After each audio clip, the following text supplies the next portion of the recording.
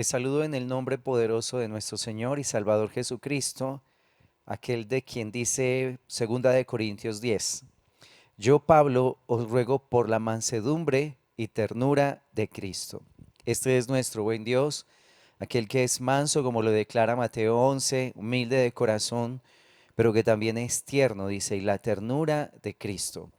Muchas gracias por estar con nosotros. Qué bueno que podamos mirar las escrituras y pedirle al Señor que su palabra entre profundo hasta el tuétano de nuestros huesos y produzca el fruto para lo cual Él la está enviando. Recuerda que la palabra de Dios nos fue dada para edificarnos, para confortar nuestros corazones, para consolar nuestras vidas, para darnos dirección del camino por el cual nosotros debemos andar.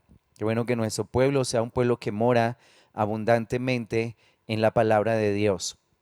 Quiero compartir un texto que está en Primera de Samuel, en el capítulo 22.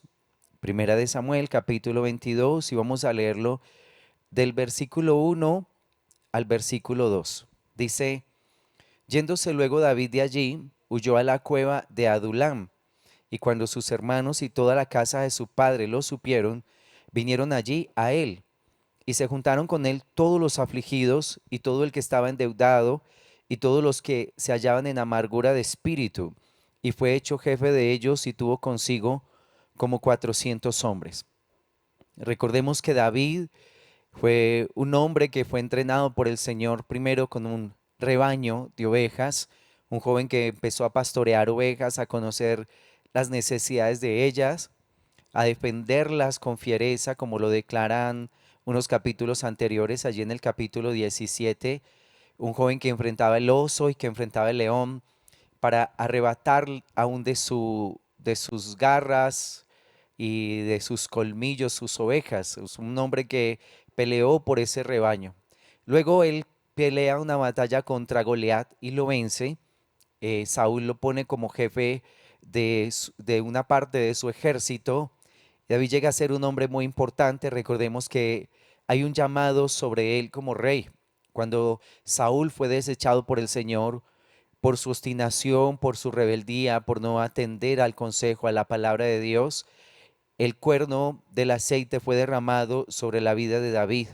Él fue llamado a ser príncipe del pueblo de Dios, un hombre con una unción bien hermosa, un hombre conforme al corazón del Señor, del cual dice la escritura que fue la lámpara del pueblo de Dios, el dulce cantor de Israel. Pero vemos cómo son formados los liderazgos en Dios. Él está al frente de un ejército. David es un hombre de guerra. Dios le empezó a dar unas conquistas espectaculares. Se hizo un hombre famoso. Pero hay un momento donde el corazón del hombre empieza a ser tratado por el Señor. Porque el corazón del liderazgo tiene que ser tratado en tiempos de prueba, en tiempos de aflicción. Aquí David empieza a ser perseguido por Saúl, por la envidia, porque pues sabía Saúl que ahora el llamamiento pesaba sobre David y no estaba dispuesto a cederle su lugar, ¿sí? Así que empieza una persecución tremenda y este es el grupo del cual David es rodeado. Huyendo de Saúl llega allá a un lugar que es un lugar fuerte, la Biblia lo llama un lugar fuerte, específicamente a una cueva, la cueva de Adulán. Y las personas que llegaron allí, uno diría, bueno, si David está huyendo, necesita provisión, necesita gente que lo pueda bendecir en ese momento, pero mira la clase de grupo que llega justamente donde David está. Dice que se juntaron con él todos los afligidos, el que estaba endeudado y los que se hallaban en amargura de espíritu. ¿Y qué parecido es esto al texto de Lucas 4:18? Lo podemos ver allí, Lucas 4:18, donde declara el Señor: el Espíritu del Señor está sobre mí, por cuanto me ha ungido para dar buenas nuevas a los pobres. Me ha enviado a sanar a los quebrantados de corazón, a pregonar libertad a los cautivos y vista a los ciegos, a poner en libertad a los oprimidos, a predicar el año agradable del Señor. Este es el principio del ministerio de Jesús, después de que Él es bautizado y llevado al desierto por el Espíritu para ser probado. Cuando Él aparece ya entre la gente, lee este texto que está en el libro de Isaías, declarando que esta palabra se estaba cumpliendo sobre su vida. Este es el llamamiento de Jesús. Dice, el Espíritu del Señor está sobre mí. Venía con una misión especial de parte del Padre para un grupo determinado de personas. Dice, pobres, quebrantados de corazón, cautivos, ciegos, oprimidos, y a predicar el año agradable del Señor. Así es como empiezan los liderazgos fuertes de Dios. Un liderazgo no es puesto sobre la tierra para que adquiera reconocimiento, fama y honor, para ser exaltado por los hombres. Todo liderazgo preparado por Dios es preparado precisamente para una misión, y es encargarse de un grupo de gente que es frágil, que es débil, como todos empezamos en el Señor. Este fue el principio del liderazgo de David, de su reinado. Y vemos cómo el Señor siempre toma gente afligida para hacer a través de ellas cosas muy poderosas, sobrenaturales.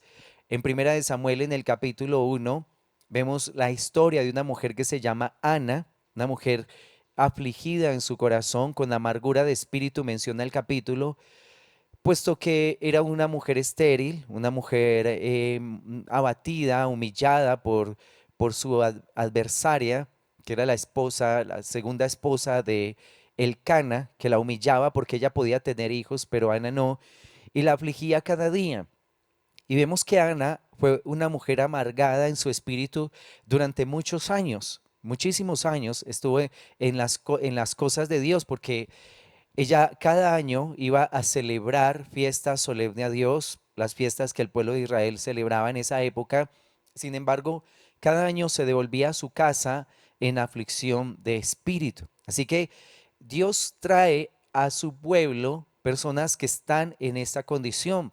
Y bueno, algunas veces vemos que hay personas que esa condición de amargura o de soledad, de tristeza, algunas veces se hace muy prolongada debido a su, a su falta de comunión con el Señor, o a que Dios realmente no se ha manifestado con fuerza en sus vidas. Bueno, cada persona sabe el porqué de su tristeza, por qué su amargura permanece allí. Pero alrededor de estas personas, Dios siempre va a colocar un liderazgo para que pastoree estas vidas. Así fue la vida de David. David fue rodeado de estos hombres, de estas personas que estaban en esa condición. Y él tuvo que aprender a desarrollar habilidades especiales para tratar con ellos. No es fácil lidiar con la herida del pueblo. Nosotros tenemos un pueblo que llega al Señor con una herida muy profunda. Es la herida que menciona Isaías en el capítulo 1, donde declara que toda cabeza está enferma, todo corazón está doliente, desde la cabeza hasta los pies no hay nada en el yo sanos, todo es hinchazón y podrida llaga. Esa es la condición de un pueblo que viene de estar separado de Dios. Y al estar separado de Dios, por supuesto que hay una herida profunda que se ha convertido en esa llaga que supura, en esa llaga que duele, esa llaga que está hinchada, como lo declara el profeta Isaías. Y para tratar con la herida del pueblo, por supuesto que solo Jesús tiene la capacidad de lidiar con un pueblo así, pero Jesucristo levanta gente diestra, levanta gente preparada en el secreto, gente que, como David, que fue preparado pastoreando ovejas, para que después él llegara a pastorear a un pueblo. Así que ese liderazgo que tiene un encuentro real, verdadero con el Señor, que es transformado en su corazón, una de las grandes cualidades que llega a tener es que siente un amor muy grande, muy profundo por la gente que está en esta condición. O sea, que se pone en la brecha, se pone en esa posición de pastoreo, porque realmente esa es nuestra responsabilidad, como lo declara el profeta Malaquías, que en ese sacerdocio que él levanta allí, el Señor puso palabras de sabiduría para que hiciera apartar a muchos de su iniquidad, para que les hablara en paz, en bendición, para que ministrara las palabras de Dios a ese pueblo. Ese es el sacerdocio que el Señor está levantando. No nos puso Dios en estos lugares para, como les decía al principio, para ser reconocidos o famosos o ser exitosos. Me refiero ante los ojos del mundo o ser ricos, bueno, llenos de extravagancias. No nos puso el Señor para eso. Dios nos puso para ministrar a un pueblo que viene en las condiciones que narramos allí en Primera de Samuel capítulo 22 y lo que acabamos de leer en Lucas capítulo 4. Este es el pueblo con el cual el Señor nos entrega. Puede ser que muchas personas que nosotros pastoreamos tal vez no crezcan, aunque lo hagamos con cariño y lo hagamos con dedicación, pero de todas maneras es nuestra labor hacerlo. Recuerdo que cuando empezamos este ministerio, cuando el Señor me llama a tiempo completo a la obra, y se me fue delegado un barrio de esta ciudad, un barrio que en esa época era bastante peligroso, donde había una población muy variada. En esa época estábamos en todo el furor de la guerrilla, paramilitares, delincuencia común. El barrio tenía prostitución, un gran problema de drogadicción también. Y bueno, ¿cuáles fueron las personas que el Señor me puso a pastorear? Por supuesto que este grupo de personas, los que estaban afligidos, endeudados y amargados de espíritu. Realmente estuve varios años en ese barrio, escuchando cada día estas situaciones y viendo cosas muy especiales pasar, porque vi a Dios proveyendo para muchas de esas personas, vi a Dios sanando, vi a Dios trayendo sanidad, restauración sobre algunas familias. Y se hizo un trabajo con un grupo de jóvenes en ese lugar y llegamos a tener en ese barrio un promedio de 120, 130 jóvenes pastoreados por los mismos jóvenes del barrio. Muchachos que antes usaban armas, cuchillos, armas de fuego, que eran los del conflicto en el barrio y se pusieron en la brecha a pastorear todos esos jóvenes. Fue un momento de mucha gloria en ese momento, fue un tiempo de mucha bendición, de ver a Dios sobrando sobre esas vidas. Realmente mi corazón estaba en mucho regocijo. Luego cada uno de ellos tuvo que enfrentar sus propias debilidades, sus pecados, tenía que ser confrontado como todos en el Señor tenemos que ser confrontados para ser purificados más. Lastimosamente en esa época los líderes que estaban al frente, los muchachos que estaban al frente de esos grupos, pues lastimosamente no tuvieron la fortaleza para enfrentar las debilidades de su corazón y cayeron en muchas situaciones de pecado. El grupo se vino a pique, realmente fue muy doloroso ver que después de algún tiempo el grupo como que se me desvanecía. Fue un tiempo difícil para mí, donde tenía preguntas para Dios, me sentía frustrado de todo ese trabajo que hicimos y que en ese momento parecía estar cayéndose. Pero en medio de todo eso, el Señor me habla al corazón, dándome fortaleza, porque yo decía, Señor, fueron años de mi vida perdidos en ese lugar. Y el Señor me dijo, no fue tiempo perdido, nunca se pierde tiempo cuando yo lo invierto en el Señor.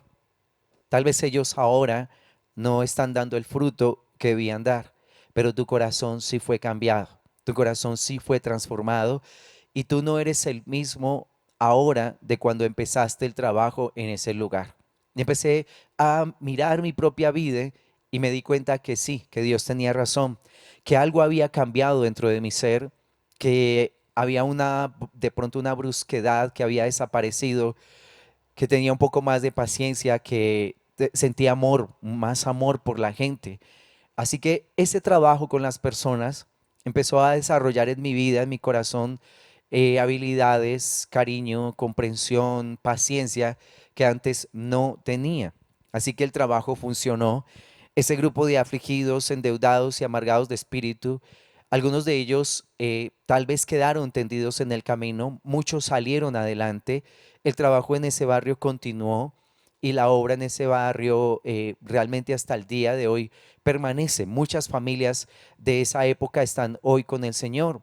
Pero mira, aunque muchos de esas personas cayeron en las batallas, y no vimos el fruto que quisiéramos tener, algo muy sorprendente pasó con mi corazón. Así que Dios hace un trabajo en cada lugar. Libera a las personas, las sana, las fortalece, las levanta, pero a su líder le da un corazón diferente, un corazón comprensivo, un corazón de amor, un corazón misericordioso, dadivoso. En este proceso, esto es lo que debe pasar con nuestras vidas.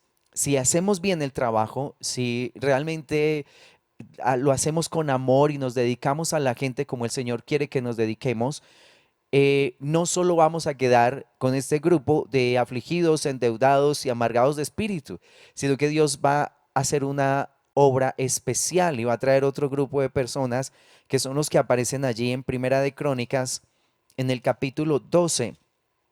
Allí en Samuel menciona un grupo de gentes, ¿sí? Que llegaron a la cueva de Adulán, al lugar fuerte. Pero en Primera de Crónicas, capítulo 12, declara el versículo 1.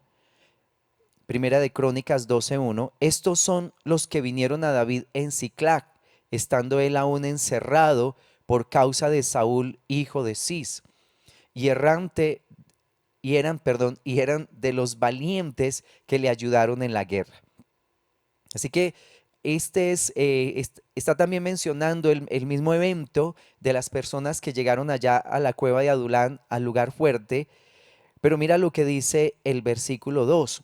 Estaban armados de arcos y usaban de ambas manos para tirar piedras con honda y saetas con arco, de los hermanos de Saúl de Benjamín. El versículo 8, bueno, ahí da unos nombres, pero el versículo 8 dice, también de los de Gad huyeron y fueron a David, al lugar fuerte en el desierto, allá en esa cueva de Adulán. Hombres de guerra, muy valientes para pelear, diestros con escudo y pavés. Sus rostros eran como rostros de leones y eran ligeros como las gacelas sobre las montañas. Así que mira que el grupo no era solamente de personas afligidas, endeudadas y amargadas.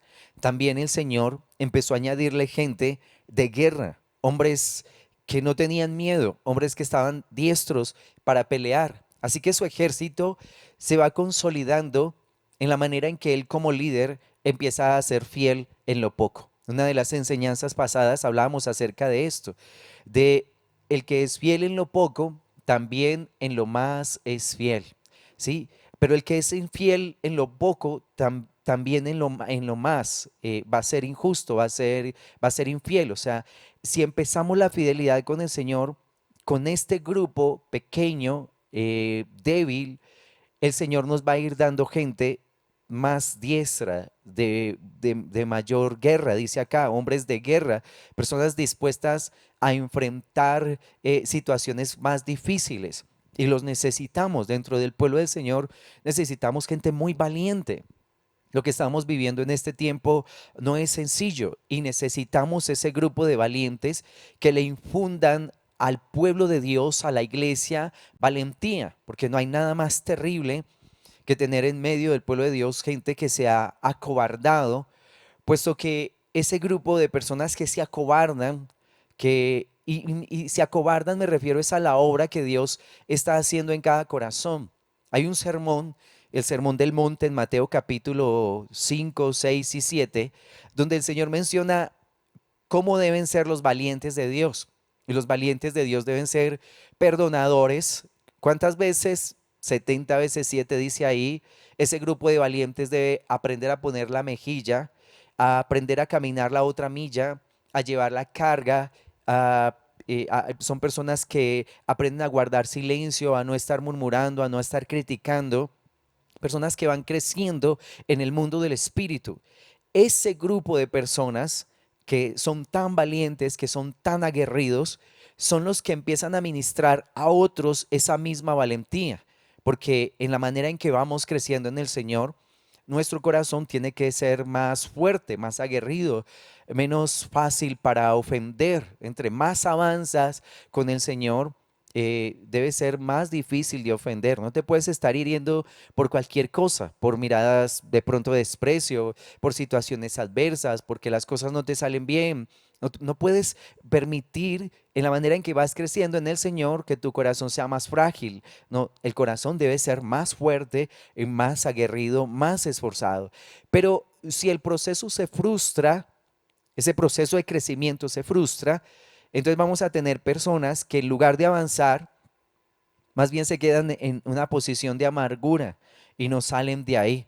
Personas con crítica constante, con mucha murmuración, muy dependientes de los demás, muy dependientes de cómo los demás lo ven, de cómo los demás lo cuidan, con los ojos puestos en un líder y no puestos los ojos en Jesucristo, Señor nuestro. Y en esa condición, estas personas se vuelven tan frágiles, que cualquier cosa, por pequeña que sea, detona en ellos ese sentimiento de amargura, de frustración y por supuesto que también empiezan a leudar a otras personas, ¿sí? Como aquel grupo que Moisés envía a la tierra prometida para reconocerla. Fueron 12 espías, todos ellos príncipes del pueblo de Dios, gente con una capacidad muy grande de liderar, porque él escogió gente especial, gente que estaba al frente de otros. Los envía a reconocer la tierra y cuando ellos vuelven dan un reporte bueno y malo, porque ellos dicen, la tierra es buena, realmente sí es muy buena, hay abundancia de comida, hay unos frutos, aquí trajimos un racimo de uvas que lo tuvieron que traer cargado entre dos personas, o sea que la tierra es buena, pero traga a sus moradores. O sea, es una tierra selvática, es una tierra muy fuerte, los moradores allá son gigantes, nosotros somos al lado de ellos como langostas. Entonces, mira, un reporte bueno de la tierra, pero con un espíritu acobardado, con un espíritu lleno de miedo, de temor. Por supuesto que no importa qué tan bueno sea el reporte de la tierra, si el corazón no está correcto con el Señor, lo que le vamos a infundir a la gente es terror, es pánico, es desaliento. Entonces, este grupo desanimó al pueblo de tal manera que todos empezaron a murmurar contra el Señor y contra Moisés. Porque si la tierra es buena, pues vamos para la tierra que es buena. Pero este grupo dijo, la tierra es muy buena, pero devolvámonos para Egipto. Entonces, mira lo que es tener un corazón dividido. Con razón esa exhortación tan fuerte del profeta Elías declarando, ¿hasta cuándo claudicaréis entre dos pensamientos? Porque el corazón tiene que afirmarse en un solo pensamiento, en una sola idea, en un solo propósito de seguir al Señor. Ese grupo de príncipes que toda la congregación tenía los ojos puestos en ellos, al escuchar el reporte, pues ¿qué pensó la gente? Pues si estos que son los líderes, la gente valiente que fue enviada ya a la tierra prometida y se desanimaron, pues cuánto más nosotros. Entonces empezaron una murmuración tan alta aquí y una deshonra a Dios tan grande que a partir de ese momento el Señor declaró una sentencia declarando que esos 603.450 hombres, creo que esa era la cifra, que habían sido contados de 20 años para arriba, diestros para la guerra, iban a morir en el desierto. Y por cada día que ellos reconocieron la tierra, que fueron 40 días, iban a estar un año en el desierto. O sea, iban a estar 40 años en el desierto hasta que pereciera esa generación, la llama la escritura una generación perversa. Perversa porque no se puso de acuerdo con las palabras de Dios. Perversa porque permaneció en la obstinación de su corazón. Perversa porque quiso vivir en su pecado y en su maldad y no ceder su alma, su corazón al Señor. Entonces, mira lo importante que es que el líder sea formado por el Señor, porque realmente vemos mucho en el pueblo que las personas que no son formadas verdaderamente con fuerza, con potencia, desaniman a otros. Los llevan a murmurar, los llevan a desanimarse, porque la gente ve los líderes fuertes de años, quitándose del camino, apartándose, haciéndose a un lado, abandonando sus rebaños, sus ovejas, practicando pecados, las personas se desaniman y dicen, si esta persona que llevaba tantos años en el Señor hizo esto, pues imagínate lo que puede pasar conmigo. Entonces, por supuesto que no es su excusa delante de Dios, porque Dios a cada uno va a juzgar, pero sí nos habla de una responsabilidad nuestra como líderes de dar ejemplo de valentía. ¿Quiénes son los primeros que tienen que aprender a colocar la mejilla, a caminar la otra milla, a perdonar 70 veces 7, a ser dadivosos, a no murmurar? Así somos los que vamos un poco más adelante. Y somos preparados a través de este grupo de afligidos, de amargados, de endeudados. Así que qué importante es que nuestro corazón sea formado en esto para que inspiremos a una generación. ¿Sí? Porque de lo contrario nos vamos a convertir en mensajeros de maldad, ven profetas de iniquidad. Y en lugar de que nuestra boca hable sabiduría, como es la responsabilidad del sacerdote, nuestra boca, nuestra lengua, se va a convertir en una fuente de maldición, de amargura, como si tuviéramos veneno mortal, veneno de áspides, estaría en nuestros labios, con el cual envenenaríamos a un pueblo diciéndole: no hagas lo que la Biblia dice que hay que hacer. No perdones como la Biblia dice que hay que perdonar. Sí murmures, sí maldice, sí hazte a un lado, sí sé criticón, sí sé, bueno, todo eso que finalmente sepulta a un pueblo en el desierto. Así que, por favor, dejémonos formar por el Señor. Vivamos este proceso en bendición. Vamos a pastorear este pequeño grupo para que el Señor nos pueda traer esta gente valiente, porque la necesitamos. Gente dispuesta a enfrentar las adversidades, gente dispuesta a la oración, gente dispuesta aún para enseñar la palabra, para estar en esos tiempos de intercesión y ponerse en la brecha por un pueblo. ¿Quiénes más fueron añadidos? Menciona el versículo 16 al 18. Asimismo, algunos de los hijos de Benjamín y de Judá vinieron a David al lugar fuerte. Y David salió a ellos y les habló diciendo: si habéis venido a mí para paz y para ayudarme, mi corazón será unido con vosotros. Mas si es para entregarme a mis enemigos sin haber iniquidad en mis manos, véalo el Dios de nuestros padres y lo demande.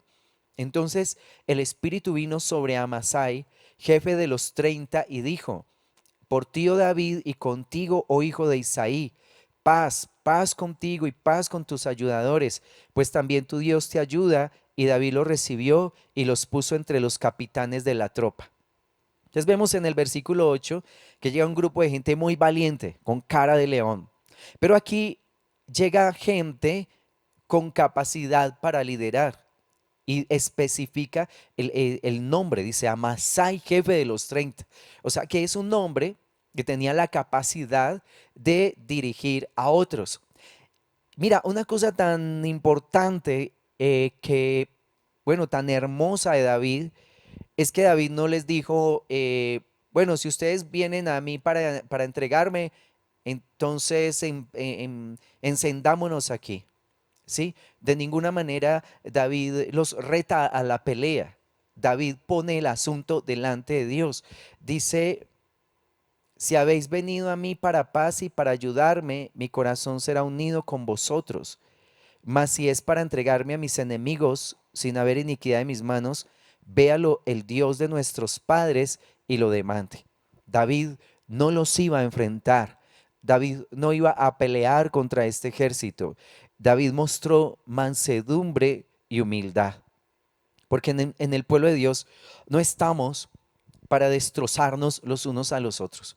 En el pueblo de Dios estamos para bajar la cabeza y aceptar corrección, aceptar que necesitamos ser ayudados y para poder ser dirigidos por el Señor. Porque, ¿qué es lo que pasa muchas veces? Que la iglesia empieza a dividirse, se forman bandos, se forman gentes preciosas, gentes con una capacidad de liderar, pero no con la capacidad de traer unidad.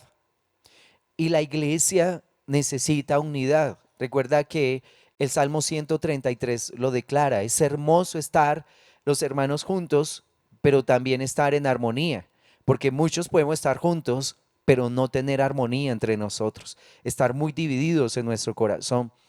Las grandes bendiciones de Dios van a ser derramadas sobre los que están juntos y están en armonía.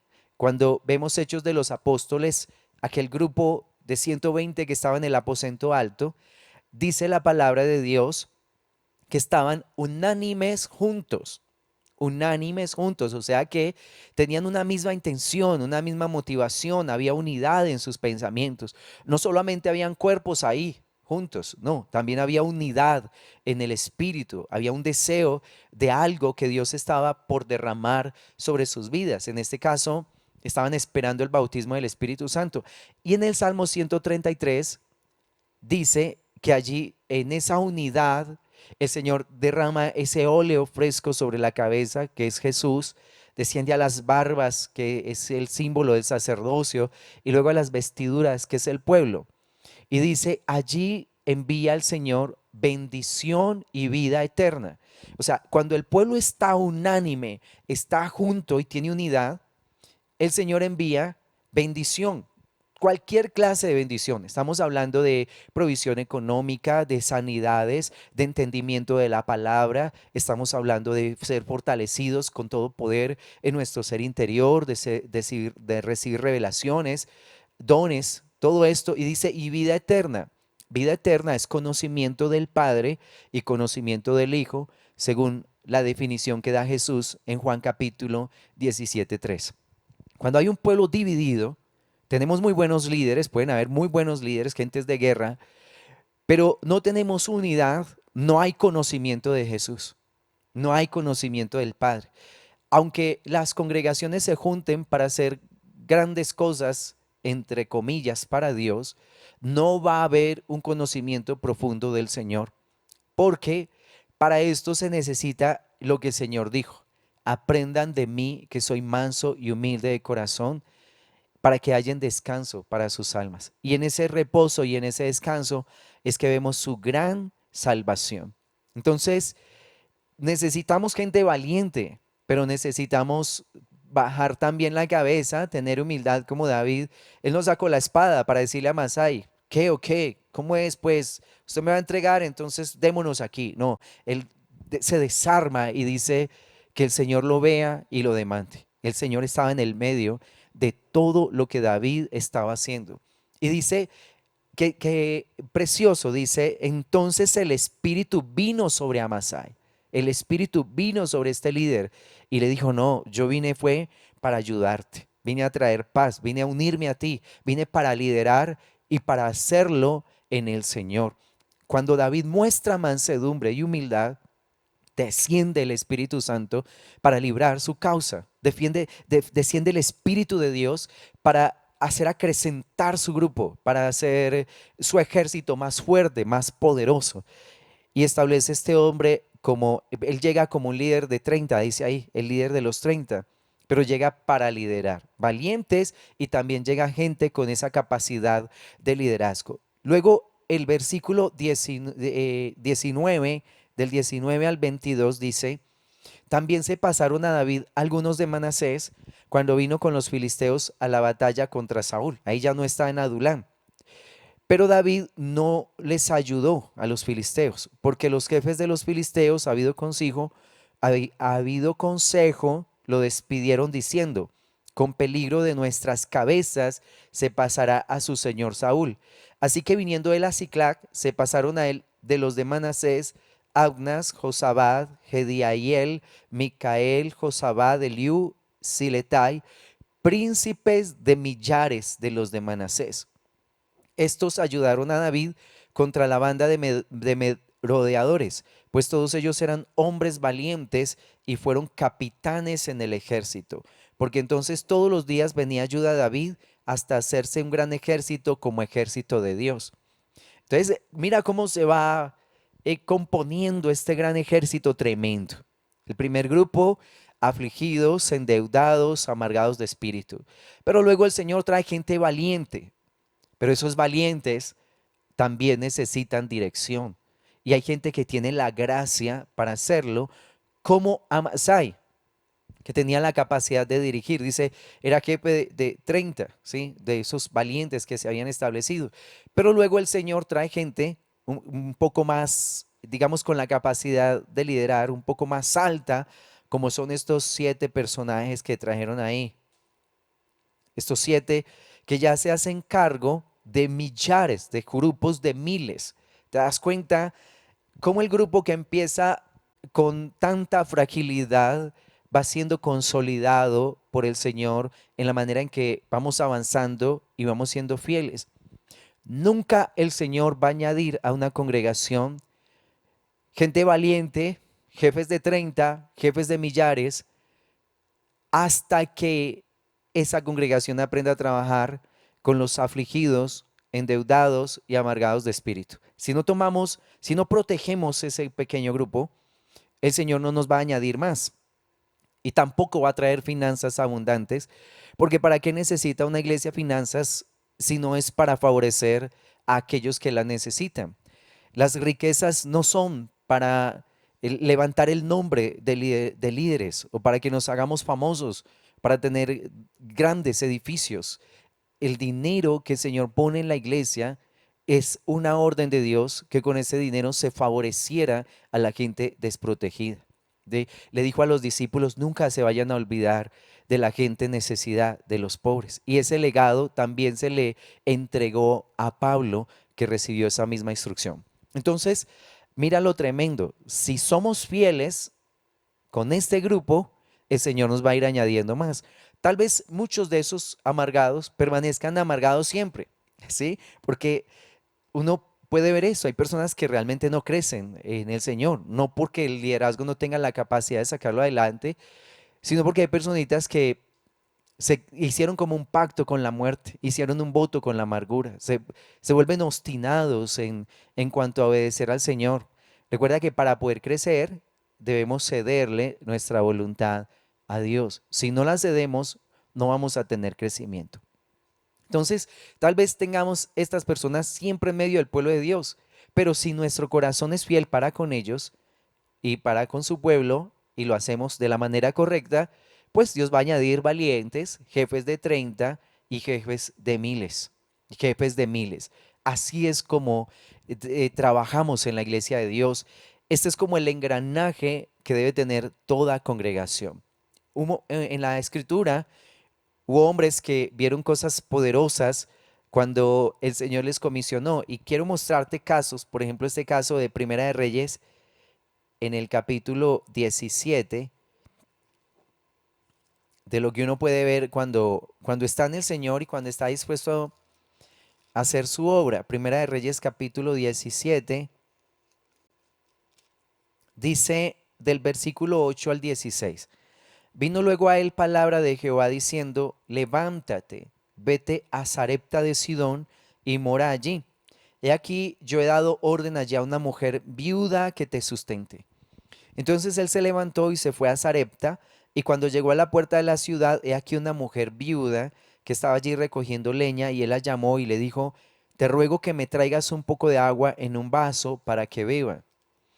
Y yendo ella para traérsela, él la volvió a llamar y le dijo, te ruego que me traigas también un bocado de pan en tu mano. Y ella respondió, vive Jehová tu Dios que no tengo pan cocido, solamente un puñado de harina tengo en la tinaja y un poco de aceite en una vasija. Y ahora recogía 2 leños para entrar y prepararlo para mí y para mi hijo, para que lo comamos y nos dejemos morir. Elías le dijo, no tengas temor, ve, haz como has dicho, pero hazme a mí primero de ello una pequeña torta cocida debajo de la ceniza y tráemela, y después harás para ti y para tu hijo. Porque Jehová, Dios de Israel, ha dicho así, la harina de la tinaja no escaseará, ni el aceite de la vasija disminuirá, hasta el día en que Jehová haga llover sobre la faz de la tierra. Entonces ella fue e hizo como le dijo Elías, y comió él y ella y su casa muchos días. Y la harina de la tinaja no escaseó, ni el aceite de la vasija menguó, conforme a la palabra que Jehová había dicho por Elías. Qué tremendo escenario. Recuerda que Elías se escondió, el Señor lo escondió. Él había orado para que se cerraran los cielos durante 3 años y medio. Y fue al arroyo de Kerib, pero el agua allí pues se secó. Así que el Señor le dice, vamos a otro lugar. Elías estaba siendo sustentado por cuervos. Le llevaban pan y carne en la mañana, pan y carne en la tarde. Ahora el Señor le va a cambiar escenario y ve donde una viuda que yo te voy a sustentar. La idea nuestra es, bueno, si Dios me va a llevar donde una viuda, debe ser una viuda con platica. Sí, una viuda rica, porque imagínate, me va a sustentar a través de una viuda. La sorpresa que se lleva Elías, o que me llevaría yo, por ejemplo, al llegar y darme cuenta que la viuda que me va a sustentar solo tiene un puñado de harina y un poquito de aceite en la tinaja. Entonces, la pregunta es, ¿y cómo me va a sustentar? Pero mira, Elías es llevado donde una mujer que está afligida, que está en amargura de espíritu, está a punto de decir, bueno, ya nos vamos a dejar morir. Y cómo Dios trabaja en ambos corazones. Trabaja en el corazón de Elías, demostrándole que la provisión para él no viene a través de los poderosos. La provisión para Dios viene, la provisión de Dios para nosotros viene a través de quién, de cualquiera, de cualquiera. Uno no alcanza a imaginar a través de quién puede llegar la provisión para mi vida. De la persona que menos uno espera, aunque sea pobre, aunque esté arruinada, aunque esté en mucha necesidad, cuando el Señor me va a enviar una provisión, me la puede enviar a través de cualquier mensajero. Así esa persona no tenga, puede usar una persona muy pobre como puede ser una persona muy rica. ¿Por qué hace Dios esta clase de obra en mi corazón? Para que no me forme esquemas en la mente, para que yo no aprenda a confiar en las riquezas, para que no me confíe supuestamente de los que tienen, porque uno, no, apoyémonos en esta persona que tiene o pidamos. No, de ninguna manera. Toda nuestra necesidad la va a suplir el Señor. Yo no tengo necesidad de estar diciéndole a todos lo que necesito. No tengo necesidad de ir a los ricos y decirle, ¿será que usted me puede bendecir? No tengo ninguna necesidad de hacer eso, porque mis necesidades las conoce el Señor. Así que cuando viene la provisión, viene porque el Señor me la envió. ¿Sí? Así que mi deuda es con el Señor y no con la gente. Por supuesto que vamos a tener un corazón de gratitud con cada instrumento que Dios usa para bendecirnos, pero no vamos a estar rindiéndole pleitesía a la gente. Ah, que porque este es muy rico, entonces pongámosle la primera silla, guardémosle el cupo y traigámosle agüita para que no le dé mucho calor en medio del culto. Y así nos volvemos como decimos nosotros por estos lados, lambones. Sí, entonces, a este que tiene dinero le damos un lugar de importancia y a esta persona que no tiene, entonces por favor hágase más atrasito. Y el Señor rompe esos esquemas, llevándonos a tratar a toda la iglesia por igual y sabiendo que nuestra provisión no depende del rico, no depende de los que tienen, depende es de Dios, porque el Señor es el dueño del oro y de la plata. Entonces, ¿cómo quiebra el Señor ese esquema mental en un líder para que aprenda a depender del Señor y a saber que la provisión viene de cualquier lugar? Pero también en la viuda, porque la viuda solo tiene, dice, un puñado de harina, dijo ella. Y entonces uno dice, bueno, ¿cómo voy a compartir mi puñado de harina? ¿Cómo lo voy a compartir? Pero ella va en fe y hace una torta para Elías y se la lleva y se da cuenta que no disminuyó la harina y tampoco disminuyó el aceite. Entonces aquí el Señor también está quebrando ese esquema mental en ella para que aprenda a compartir aún de su necesidad. Una manera de salir de la necesidad, de salir de la pobreza, de la miseria, es aprendiendo a compartir en medio de mi necesidad. Porque si no aprendo a dar, no voy a tener disposición para poder recibir. ¿Sí? De lo que tú tienes debes compartir con la gente que está a tu alrededor. De lo que tú tienes debes aprender a ser fiel con el Señor. El profeta Elías representa al enviado del Señor.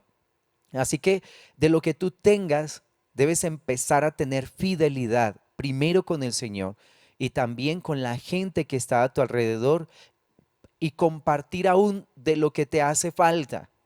para que Dios empiece a sobreabundar para con tu vida. Esa es la manera como nosotros quebramos esquemas, como rompemos ataduras en el mundo del espíritu, como se rompen maldiciones de pobreza, cuando tú empiezas a caminar en justicia. Entonces empiezas a dar, empiezas a bendecir, empiezas a compartir de tu necesidad y le quitas al diablo ese derecho legal para oprimir tus finanzas y te presionas a ti mismo para que se cumpla sobre tu vida lo que declara la Biblia, que es más bienaventurado dar que recibir, y para que puedas ser acreedor a esa promesa que dice que el Señor dará medida buena, apretada y remecida, ¿sí? Y que el que siembra generosamente, también generosamente cosechará. Nunca se va a activar esa promesa, nunca se va a activar el don sobre tu vida, a no ser que seas responsable en el cumplimiento del mandamiento. ¿Te das cuenta? Si lo hago, me hago acreedor a la promesa también. Así que la condición para tener es aprender a dar. Imagínate esa. Así que si quieres salir de tu necesidad, comparte de tu necesidad. Esta viuda se quebró ese esquema en su mente y también se quebró el esquema en el profeta. La bendición no viene solo a través de ricos o gente poderosa. ¿Qué iba a pensar Elías que una viuda en necesidad lo iba a sustentar por el resto de días que quedaban de la sequía? ¿Ves? El Señor es experto en desbaratar esquemas. El Señor es experto en derribar fortalezas y en derribar argumentos y llevar a su gente a depender única y exclusivamente de Él, para que no lo estemos provocando a celos, rendiéndole pleitesía a los que jamás debemos rendirles pleitesía. Otro caso tremendo aparece también en Reyes, en Segunda de Reyes, en el capítulo 4, del versículo 1 al 7, dice: una mujer de las mujeres de los hijos de los profetas clamó a Eliseo diciendo: tu siervo mi marido ha muerto, y tú sabes que tu siervo era temeroso de Jehová, y ha venido el acreedor para tomarse 2 hijos míos por siervos. Y Eliseo le dijo: ¿qué te haré yo? Declárame qué tienes en casa. Y ella dijo: tu sierva ninguna cosa tiene en casa, sino una vasija de aceite. Él le dijo: ve y pide para ti vasijas prestadas de todos tus vecinos, vasijas vacías, no pocas. Entra luego y enciérrate tú y tus hijos y echa en todas las vasijas, y cuando una esté llena, ponla aparte. Y se fue la mujer y cerró la puerta, encerrándose ella y sus hijos, y ellos le traían las vasijas y ella echaba del aceite. Cuando las vasijas estuvieron llenas, dijo a un hijo suyo: tráeme aún otras vasijas. Y él dijo: no hay más vasijas. Entonces cesó el aceite. Vino ella luego y lo contó al varón de Dios, el cual dijo: ve y vende el aceite y paga a tus acreedores, y tú y tus hijos vivid de lo que quede. Otro caso difícil, otra afligida, otra emproblemada. Viene al hombre de Dios y por un momento le dice: ¿y qué te haré yo? ¿Qué te haré yo? ¿Cierto? Porque cuando se encuentra uno frente a estos problemas, dice uno: Dios mío, ¿qué podemos hacer aquí? ¿Cómo vamos a ayudar en esta situación? ¿Cierto? Pero mira lo que hace Dios. Cuando tratamos con los casos y nos ponemos responsables frente a las situaciones, el Señor nos da salidas. Y en este caso, al líder le dio una salida, al profeta Eliseo. Y le pone esa pregunta en su mente, en su corazón: dime qué tienes en casa. Porque hay gente que está muy afligida, muy amargada, muy endeudada, y es tal el nivel de angustia que ni siquiera son conscientes de lo que tienen. No son conscientes de sus habilidades, de sus dones, de sus talentos, de, digamos, de aún de dádivas que Dios haya puesto en su hogar. Y el líder debe llevar a ese pueblo a descubrir esos talentos, a descubrir esas habilidades y a descubrir esas riquezas que cada persona tiene. Puede ser que las personas no tienen dinero en ese momento, pero tienen habilidades, tienen la capacidad de hacer algo que les puede traer fortuna, que les puede traer riqueza. Y eso, ¿dónde lo va a descubrir un afligido? Al lado de un buen líder, al lado de gente que está dispuesta a ayudar. Hay momentos de dar el pan, de dar el pescado, pero hay momentos también de enseñar a pescar, ¿sí? Hay momentos de enseñar a pescar. Por supuesto que vamos a dar el pan y el pescado en un momento determinado, pero hay otros momentos de enseñarle a la gente a obtener su provisión, su bendición.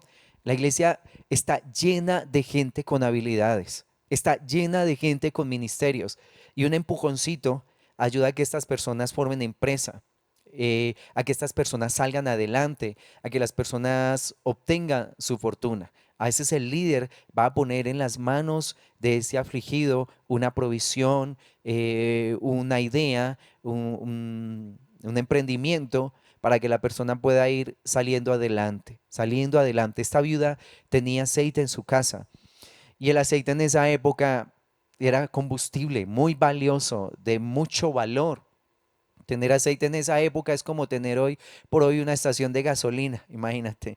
Y ella va y se encierra en su casa con su familia y cómo el Señor le da una provisión tan rica y tan abundante que podía pagar a sus acreedores y podía vivir de lo que le quedara. Entonces, mira lo que se nos puede desarrollar. El profeta dice, ¿qué te haré yo? ¿Qué puedo hacer yo por ti? Pero el Señor trae una respuesta y ayuda a una persona en dificultad a salir adelante. En muchas personas en la iglesia han salido adelante con ideas muy buenas que han sido puestas en oración y con las cuales hemos ayudado, hemos aportado. Algunos han formado de pronto restaurantes, no sé, ensaladas de fruta, se hicieron famosos por sus pasteles de pollo. Bueno, diferentes cosas que la gente puede hacer, pero que cuando llegó estaba tan triste que no sabía que podía hacer cosas tan geniales, tan espectaculares, tan deliciosas, pero que la iglesia le ayudó en ese proceso. En Éxodo capítulo 14, eh, hay una situación del versículo 15 al 22. Dice Éxodo 14, versículo 15. Entonces Jehová dijo a Moisés, ¿por qué clamas a mí? Di a los hijos de Israel que marchen. Y tú alza tu vara y extiende tu mano sobre el mar y divídelo, y entren los hijos de Israel por en medio del mar en seco. Aquí hay algo que el Señor hace tremendo. Ellos están acorralados entre el ejército de Faraón y el Mar Rojo. Y uno dice, ¿y ahora qué? ¿Para dónde nos vamos? Similar a la viuda que llega con una deuda tan grande y el profeta dice, ¿yo qué te haré? Y hay momentos así, hay situaciones de tanto conflicto, personas que están amenazadas de muerte, gente que está saliendo de pandillas, de pronto de grupos de sicarios, personas que salen de diferentes grupos que uno dice, Dios mío, ¿y ahora qué va a pasar? Pero cuando el Señor le dice a ese líder, extiende tu vara hacia ese mar y divídelo. O sea que entre más difícil sea la situación, cuando clamamos a Dios, más grande, más poderosa va a ser su obra sobre esa persona que viene en aflicción, sobre esa persona que tiene ese problema. Y los líderes nos debemos volver expertos en ver grandes cosas suceder. Nunca podemos desanimar a la gente mostrándole ese rostro de, ay, qué pesar de usted, no quisiera estar en sus zapatos, ¿sí? No, debemos decir, vamos a clamar, vamos a extender esa vara sobre ese mar y vamos a ver un milagro suceder.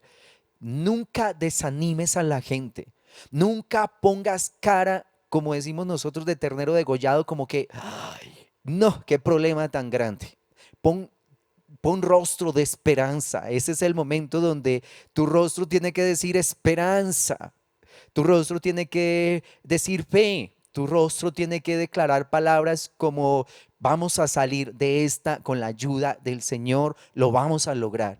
No importa qué tan grave se vea, no importa qué tan difícil se vea atravesar ese mar y qué tan grandes sean los enemigos que nos están persiguiendo, pero lo vamos a hacer en el nombre de Cristo Jesús. Y ese líder empieza a infundirle aliento, fortaleza, vamos a orar por esto, vamos a ayunar por esto, entrevistémonos para que hablemos acerca de esto. Bueno, pongamos el asunto en las manos del Señor. Ese líder debe hacer esto. Nunca desanimes a la gente, nunca despidas a la gente en desesperanza. Debes dar una palabra, debes dar una palabra, debes dar una salida. Recuerdo que hace muchos años un hombre vino para comentarme un gran problema económico que tenía. Y yo, ¿qué vamos a hacer? Pensé en el momento, pero dije, bueno, vamos a orar. El Señor te va a dar la provisión para salir de tu problema financiero. Eran mucho dinero el que esta persona debía. Cuando yo empecé a orar, el Señor me puso en el corazón darle lo que había en mi billetera. Lo que yo tenía, el Señor me dijo, dale una semilla, entrégale una semilla. Y saqué lo que había en mi billetera. Creo que, no, creo que tenía como, no sé, tal vez 30, 50 mil pesos en la billetera. Y yo empuñé ese dinero, oré por esa plata y se la puse en su mano pensando que a través de esa semilla algo muy sobrenatural iba a suceder. Y la sorpresa cuando después esta persona viene a contarme cómo el Señor había hecho un milagro a nivel financiero. O sea, los líderes nos volvemos expertos en ver esta clase de cosas, nos asombramos con el Señor y los primeros maravillados somos nosotros.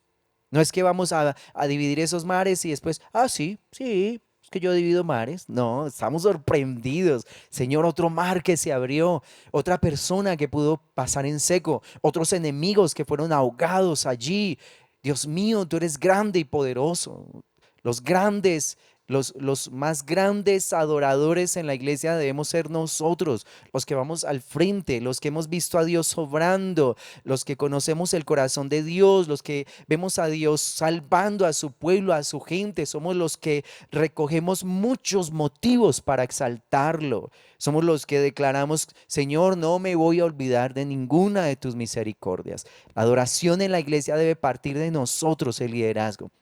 Así que este hombre vio cómo ese mar se divide y ve pasar a todo un pueblo en seco y ve morir a todos esos enemigos en el Mar Rojo, que representa la cruz del Calvario, donde fueron vencidos todos los principados, las potestades, donde el Señor los venció y sacó a su pueblo al otro lado, al otro lado. Así que mira todas estas cosas tan poderosas que pueden suceder cuando estamos al frente de un pueblo. Tú tienes que ser un líder valiente, muy esforzado. Por favor, no vas a infundirle al pueblo de Dios desaliento ni desánimo. Mira este otro caso, está en Esther, en el Esther capítulo 4. Quiero compartir estos últimos dos casos y invitarte a que seamos parte de esos valientes que infunden aliento a otro. Pero primero el capítulo 2. En el capítulo 2 versículo 5 dice, había en Susa, Esther 2:5, había en Susa, residencia real, un varón judío cuyo nombre era Mardoqueo, hijo de Jair, hijo de Simeí, hijo de Cis, del linaje de Benjamín, el cual había sido transportado de Jerusalén con los cautivos que fueron llevados con Jeconías, rey de Judá, a quien hizo transportar Nabucodonosor, rey de Babilonia, y había criado a Adasa, es decir, Esther, hija de su tío, porque era huérfana, y la joven era de hermosa figura y de buen parecer. Cuando su padre y su madre murieron, Mardoqueo la adoptó como hija suya. Los que han leído este libro saben que hay mucha riqueza para nosotros y mucha esperanza. Esther, huérfana, parte de ese grupo de afligidos, y Mardoqueo asume esa responsabilidad. Un hombre muy pendiente de ella. En esa época se desata una persecución contra el pueblo judío a través de la vida de Amán, pero Mardoqueo es sacado en victoria por el Señor. Y Esther hizo parte de esa ficha importante para que Mardoqueo pudiera llevar a cabo un plan tremendo para salvar a su pueblo. Así que mira lo tremendo como muchos afligidos después se convierten en gente muy importante y gente que va a ayudar a la iglesia a salir adelante, gente que va a aportar conocimiento o posiciones importantes donde está para que la iglesia se pueda abrir brecha en algún proyecto importante. En este caso, Esther fue fundamental para que Mardoqueo pudiera defender a su pueblo. Y Mardoqueo tomó la carga de ese pueblo y mira lo que dice allí en el versículo 10, ya cuando él es puesto en ese lugar de honor, dice Esther capítulo 10, versículo 3, porque Mardoqueo el judío fue el segundo después del rey Asuero y grande entre los judíos y estimado por la multitud de sus hermanos, porque procuró el bienestar de su pueblo y habló paz para todo su linaje. O sea que el Señor tiene remuneración. Cuando tú eres fiel, cuando tú te encargas del afligido, Mardoqueo tomó a Esther, una niña huérfana, nunca se imaginó que Esther iba a ser tan importante para que él se ubicara como segundo después del rey, con muy buena remuneración. Así que Dios no tiene problema en bendecirte, en proveer para nosotros, pero tenemos que ocuparnos de sus ovejas, las que están frágiles, las que están débiles, y el Señor va a traer remuneración sobre nuestras vidas. Mardoqueo dice que procuró el bienestar de su pueblo y habló paz para todo su linaje. Vio liberación de un pueblo, Mardoqueo, y también mucha honra para su vida. Y para terminar, está Lucas, lo que podemos aprender cuando nos ocupamos del afligido. Lucas capítulo 10 del 29 al 37. Lucas 10, 29 al 37. Pero él, queriendo justificarse a sí mismo, dijo a Jesús: ¿y quién es mi prójimo? Respondiendo Jesús dijo: un hombre descendía de Jerusalén a Jericó y cayó en manos de ladrones, los cuales le despojaron e hiriéndole se fueron, dejándole medio muerto. Aconteció que descendió un sacerdote por aquel camino y viéndole pasó de largo. Asimismo un levita, llegando cerca de aquel lugar y viéndole pasó de largo. Pero un samaritano que iba de camino vino cerca de él y viéndole fue movido a misericordia. Y acercándose, vendó sus heridas, echándole aceite y vino, y poniéndole en su cabalgadura, lo llevó al mesón y cuidó de él. Otro día al partir sacó 2 denarios y los dio al mesonero y le dijo: cuídamele, y todo lo que gastes de más, yo te lo pagaré cuando regrese. ¿Quién pues de estos tres te parece que fue el prójimo del que cayó en manos de los ladrones? Él dijo: el que usó de misericordia con él. Entonces Jesús le dijo: ve y haz tú lo mismo. Esta historia se la relata el Señor a este hombre que dice, bueno, ¿y quién es el prójimo para que yo lo ame? Queriendo justificarse a sí mismo. Y el Señor da esta enseñanza tremenda porque los judíos y los samaritanos no se trataban entre sí por cosas del pasado, pues Samaria había sido poblada por gente extranjera y esos extranjeros se mezclaron también con judíos.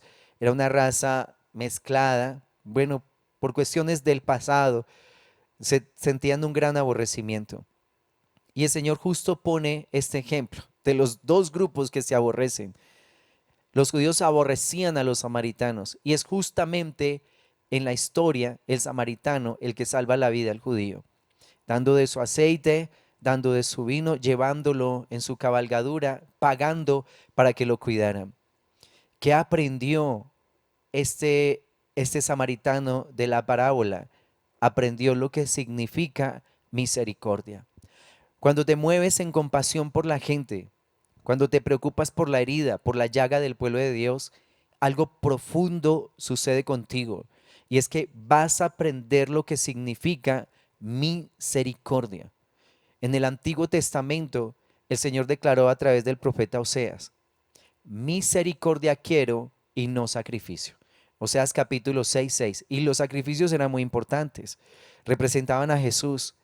Sin embargo, el Señor declara: aprendan lo que significa misericordia quiero y no sacrificio. Si para ellos el Señor, sabiendo que el sacrificio era una figura del que habría de venir de Jesús, y les dijo, aprendan misericordia, ¿te imaginas para nosotros lo importante que es aprender esto? Y la misericordia solo se aprende y se instala en el corazón cuando te mueves a favor de el afligido, el endeudado, el amargado de espíritu, el que está en la prisión de iniquidad, aquel que está llegando a los caminos del Señor. Así que Mira todo lo que puede suceder cuando nos hacemos cargo de lo que nos tenemos que hacer cargo, de ese pequeño grupo que está desamparado, que vive en aflicción. Y si lo hacemos como Dios lo manda, el Señor va a ir añadiendo valientes, jefes de 30, jefes de miles, y mira lo otro que podemos aprender. Se rompen esquemas, vemos cosas sobrenaturales suceder, le ayudamos a otro a desarrollar sus talentos y vemos mares abrirse delante de nuestros ojos. Qué bueno la palabra de Dios, cómo nos enseña y cómo nos anima. Yo te quiero animar a esto. Por favor, no te quites del lugar donde Dios te ha puesto y coloca los ojos en el que debes tener puestos los ojos, en Jesucristo, que es el autor y el consumador de la fe. Yo te bendigo en el nombre de Cristo Jesús y te invito a que sigas fiel en este tiempo. Recuerda que el Señor es fiel y verdadero y también busca un pueblo que sea fiel. Muchas bendiciones en Cristo Jesús.